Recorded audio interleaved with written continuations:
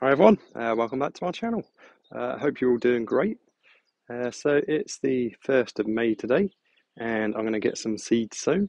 You'll notice I haven't really got many seeds on the go yet.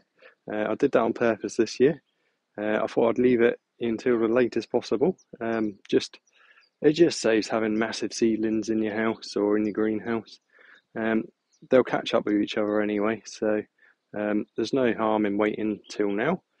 We still had frost last night here in mid Wales, so if I had loads of seedlings in there, I would have had to put the heaters on in the greenhouse and bring them indoors, bring them back out again. I just can't bothered with all that this year, so I purposely waited longer. So it's the 1st of May, like I said, and I'm going to sow some seeds. So you can basically sow anything now. So you can get your tomatoes in, you can get your peppers in, except for the really hot varieties of peppers, which you need to get in earlier. But you can still give them a go. There's every chance they'll still do fine.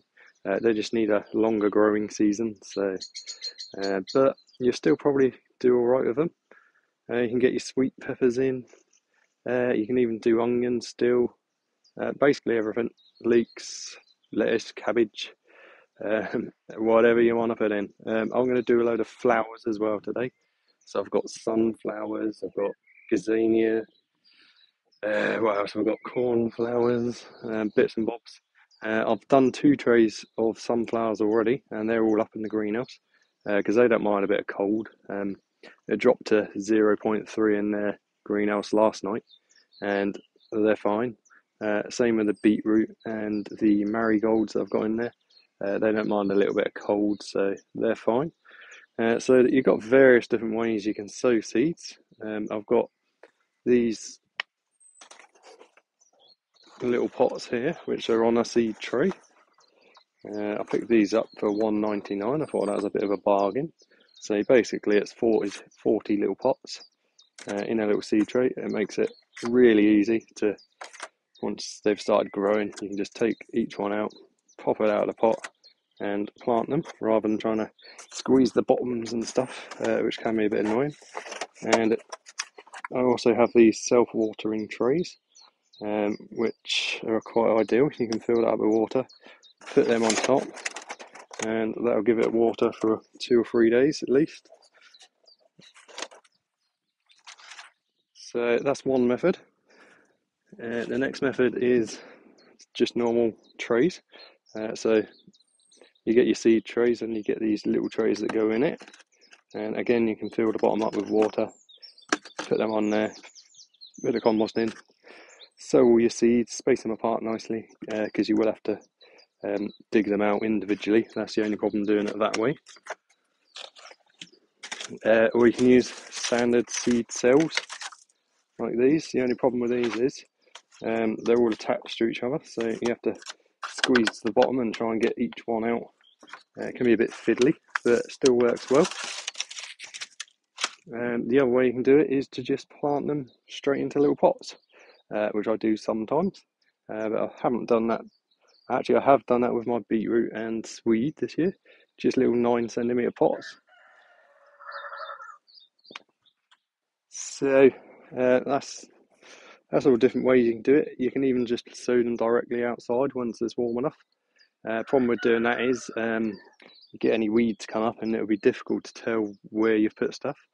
And also the animals will tend to trample them and you get the slugs get them. So that's the main reason we put them in little pots, is so that we can have an established plant to put straight out in the ground. So I've got a whole tin here of seeds. You'll see many different people have all different ways of storing their seeds. I just gone for a biscuit tin, and they're all just randomly chucked in there. So I've got hundreds of packets of seeds. My daughter's made me a label, Dad's Seeds. I've got a little potting tray thing which I got given, so that's ideal. You do it all over that, and then you can collect your compost up and put it back in the bag. Compost, I find as long as you don't get too many big sticks and stuff, you should be fine. You don't have to sieve it unless you want to. It can make it easier if it's full of big bits of bark and stuff. But if you get yourself some decent compost, I've got some clover there. It's quite fine and crumbly anyway, so it's ideal for starting seeds.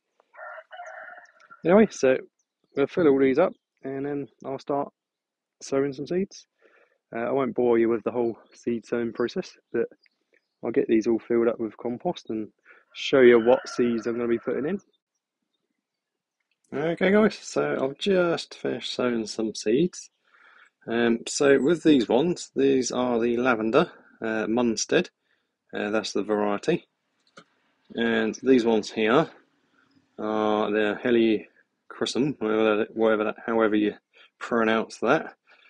So with these ones, I just literally filled the trays up, scattered the seed on top, give it a quick brush to mix the seeds in, and then give it a good water. I didn't bury the seeds on these at all, because the seeds are so tiny. If you bury them, they'll struggle to come up. So with tiny little seeds like that, just brush them into the surface. Don't bury them too deep because they'll never germinate. And with the sunflowers, the variety of these ones is Evening Sun, so they should be quite nice. They're actually quite small sunflower seeds, so I've buried them about a centimetre, filled these right up, compressed them down a little bit, not overly. I'm not like forcing it in. Think of it as if you're like building a little sandcastle type thing. You want to make use of every bit of space in each cell. So you want to get as much compost in there as you can. That way the seeds will be healthier. And also when you come to pull it out, it'll come out in a nice square clump rather than just falling out. So with these, I just poked the seeds in, made little holes, put them about a centimetre deep, cover them over and gently press them down and give them a good old water. So these are the sunflowers I sowed before. So using the method that I just said. So this is quite compact, but it's not solid. So you think about in the wild, there's not going to be loose soil anywhere because it's going to get compacted by the rain and stuff. So the roots are perfectly capable of getting through. Even if you did press it in as hard as you could, the roots are perfectly capable of going through stuff like this.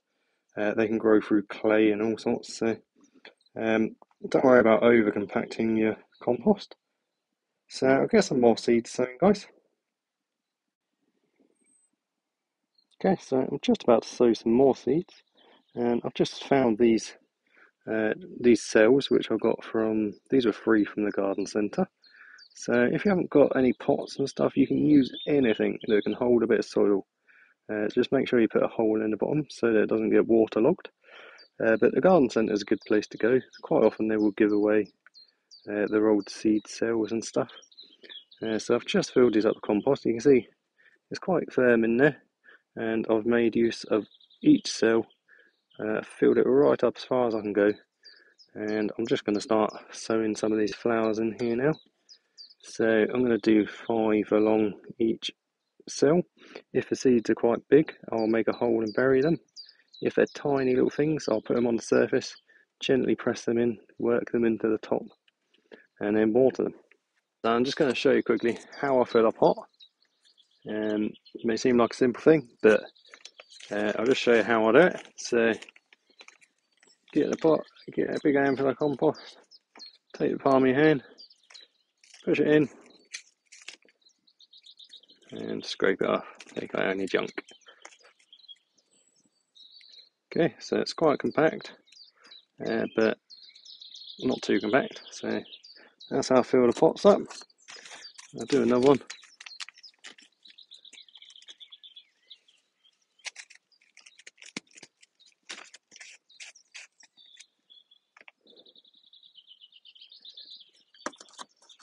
Go for one more.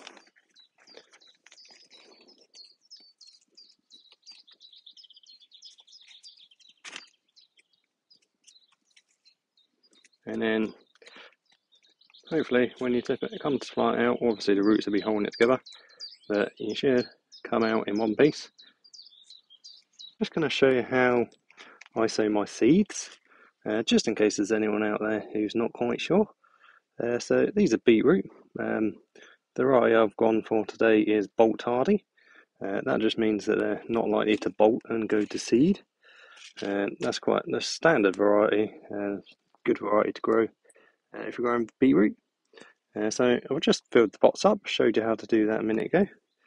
So I'm just going to go around each pot, and the beetroot seeds are a fair size, so we're going to do it about half centimetre to a centimetre deep. And I'm just using a pen. You can use your finger or a stick or anything really. And I'm just going to make the holes in the pot. I'm just going to do 1 or 2 seeds in each cell, in each little pot.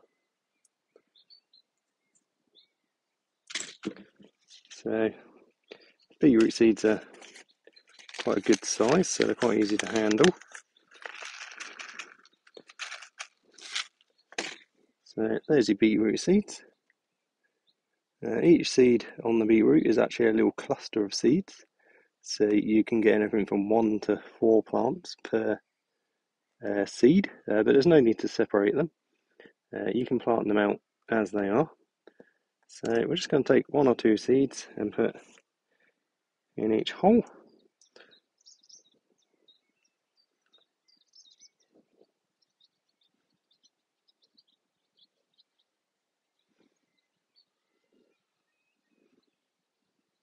So I'll just use the rest of these up and put 2 in some of them. It doesn't really matter. So there's the seed sown. So they're all in the holes. Now we're just going to gently cover over the holes and firm the compost down.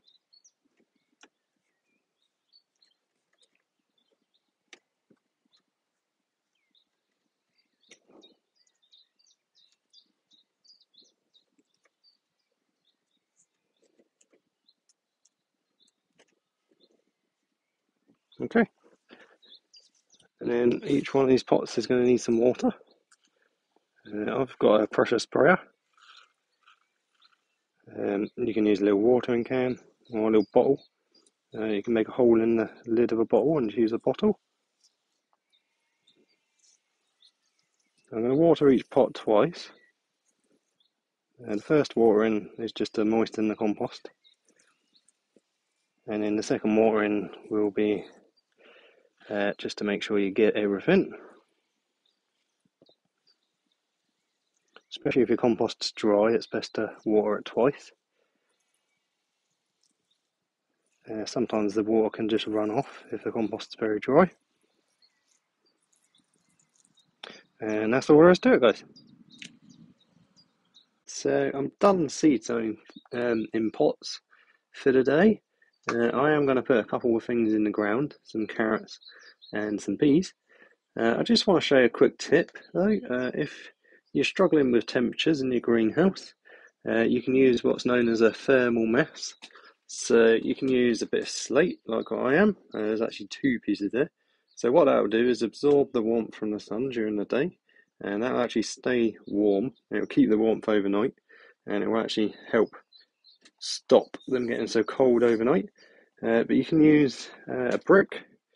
You could put a slab on there. You could even place like a bag of soil underneath or water. This one here, I've got this really thick bit of slate, so that should stay nice and warm. It'll absorb the heat from the sun, and it will help these seeds to germinate, stop them getting so cold overnight. Anyway, so I just thought I'd show you that. And just before we go, guys, I've just put 2 more rows of peas in here. Again, using the old gazebo posts, poles, and run the wire across for them to climb up and to deter the cats. I've just stuck the seed packet there just so I know what they are, even though I will remember. And I've also sown a row of carrots. These are Nantes 5, and I've just done 1 little row across there and put a wire across again, and just so I know where they are, and it also stops the cats digging just a little bit. So it's just a case of giving the soil a quick rotivate over and then making a little trench or a drill, as they know, and sowing the seeds and covering back over.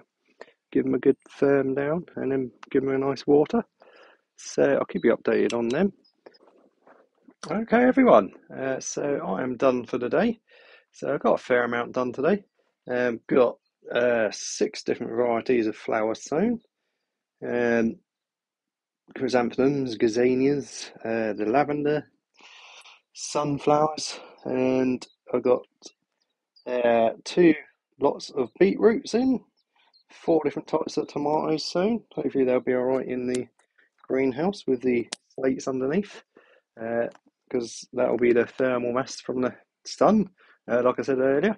And I also put 2 rows of peas in over there and a row of carrots. So quite a productive day. And I'm looking forward now to seeing some seedlings come up in the next couple of weeks. Anyway, guys, I hope you enjoyed today's video. Thank you so much for watching. And if you enjoyed the video, please subscribe. And if you've got any questions, leave a comment down below. And don't forget to like the video. See you on the next one. Hope you all have a great week. Bye.